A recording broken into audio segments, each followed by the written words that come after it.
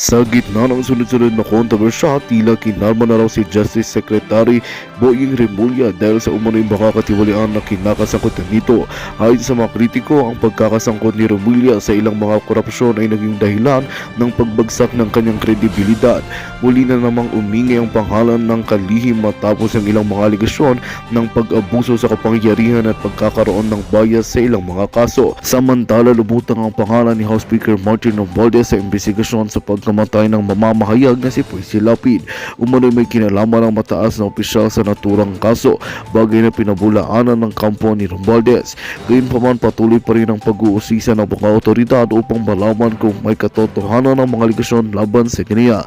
Sa kabila ng mga pagde-deny, hindi pa rin napigilan ng publiko ang pag-aalinlangan sa mga nangyayaring kontrobersya. Ayon sa ilang political analyst, ang mga isyong ito ay posibleng nagdulot ng mas malaking gulo sa administrasyon, lalo na't nauugnay ang ilang matataas na opisyal ng gobyerno sa mga kasong ito.